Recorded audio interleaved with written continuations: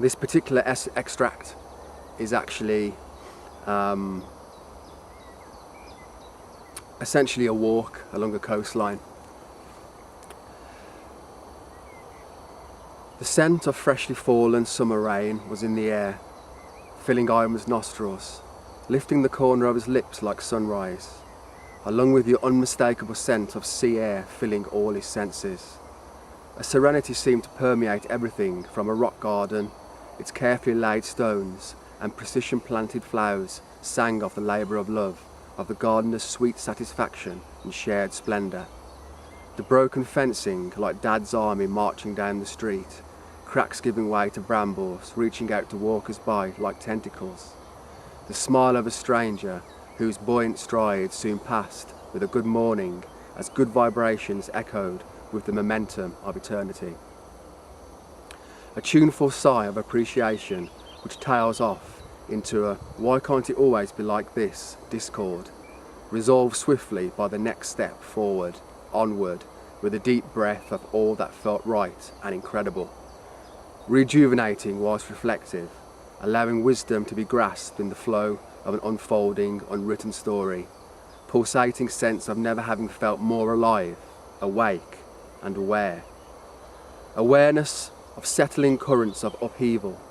The stride is triumphant, imbued with the self-esteem and self-reliance, life-affirming.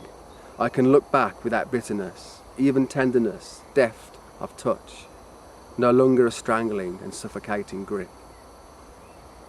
Home is where the heart is, and this was a welcome return, thumping with ebullient rhythm.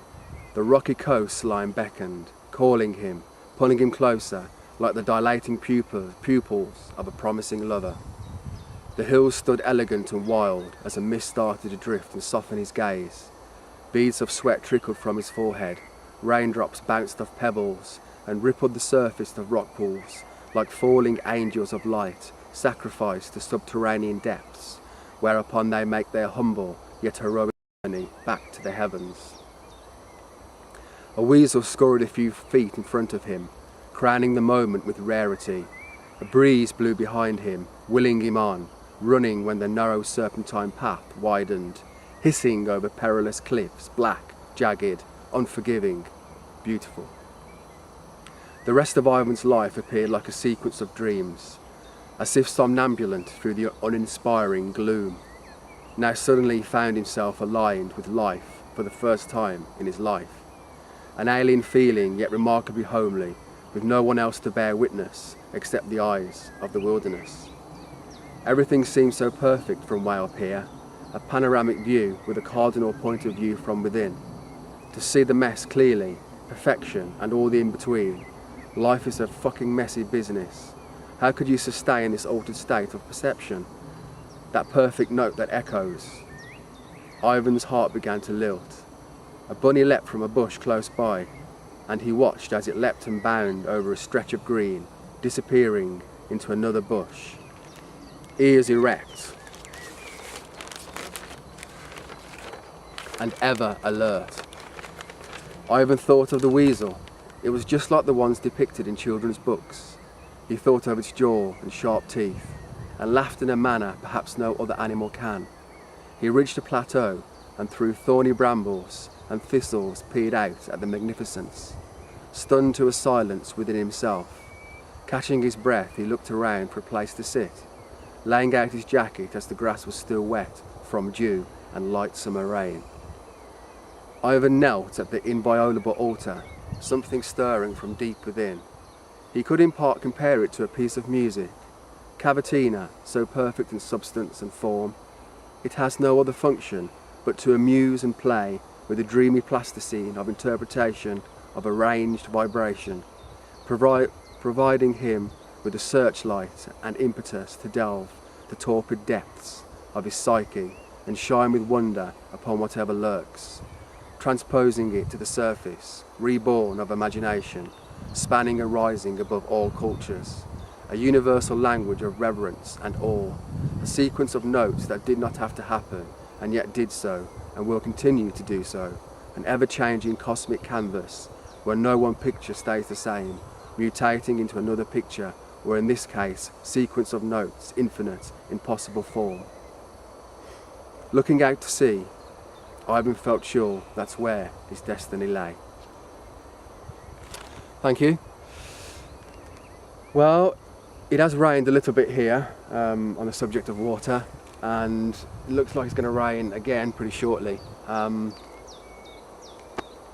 We will return swiftly to this same place, perhaps just a little further on downriver, either way, and I will tell you a little bit more about the documentary itself and also the meaning of water, it being the theme and the title.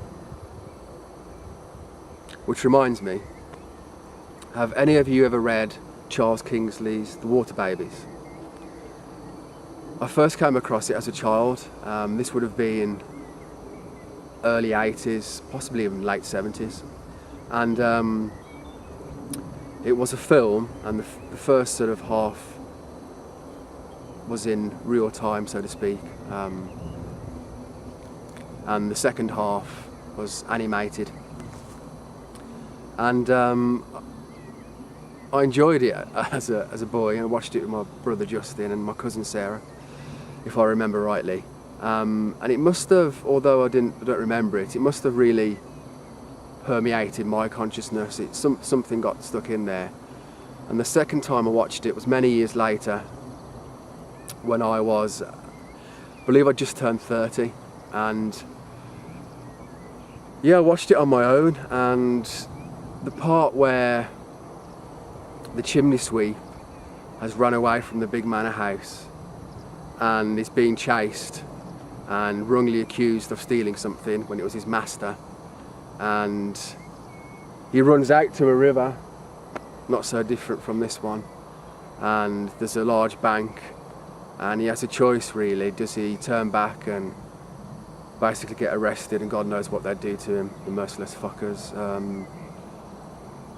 and the way it was then in this country, or does he jump and thereby largely taking his own life, or taking a big risk? He intuitively jumps.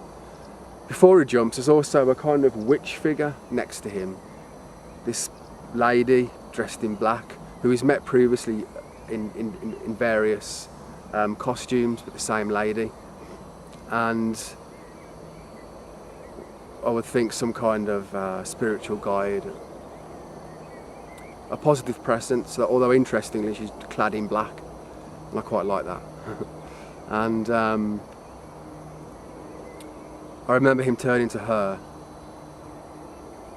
and then him jumping, if I remember rightly.